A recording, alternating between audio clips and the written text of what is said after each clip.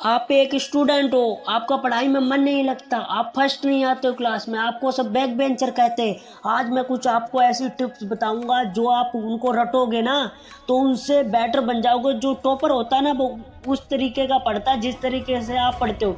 Topper सिर्फ 5 minute में ही वो सब्जेक्ट याद कर लेता है, आप 5 घंटे में भी नहीं कर पाते हो। तो मैं आपको कुछ ऐसी हैबिट बताऊंगा जो अपने अंदर तुम डेवलप कर देते हो तो 100% आप टॉपर बन जाओगे। हैबिट नंबर 1, आप जब भी कुछ भी करें याद तो लिख कर करें। और जब भी आप लिख कर करेंगे ना तो हमारा माइंड है ना वो बैठ जाता है। और जब भी हम कुछ भी पढ़ें तो हम इमेजिन के द्वारा पढ़ें। जैसे कि हम कहते हैं कि वहाँ नदी में एक लड़का डूब रहा था, मेरी आंखों के सामने ऐसा हो गया वैसा हो गया। हम उस बात को सदियों तक याद रखते हैं और एक छोटी सी 2 वर्ड की लाइन हम वो अपने दिमाग में नहीं बिठा सकते कि राम ने वहाँ ऐसा बनाया था वैसा बनाया था पुल बनाया था। तो हमें वो बातें याद नहीं रहती।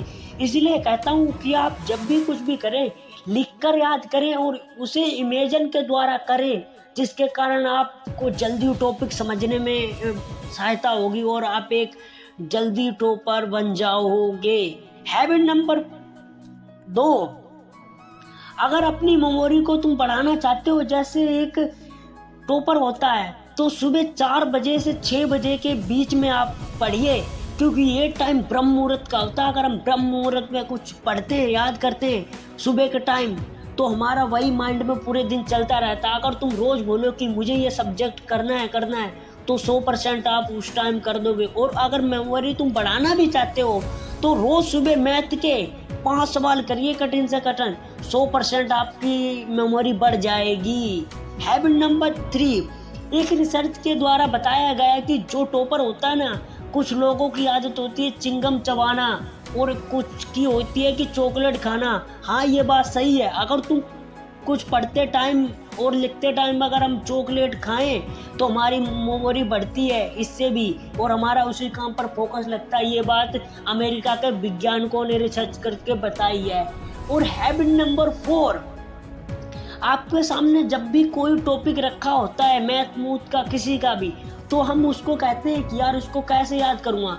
नहीं, जो आपको 80% याद करना है ना, आप बड़े बड़े क्वेश्चन आंसर याद करिए, उन्हीं में से आपको सब कुछ मिल जाएगा।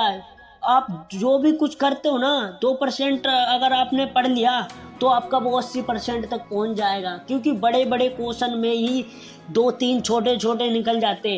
अब जैसे एग्जांपल आपको देता हूँ कि राम किसका भाई था और वो अयोध्या में रहते थे ये वो, तो आप कह दो हाँ ये बड़ी लाइन थी। राम किसका भाई था? लक्ष्मण का।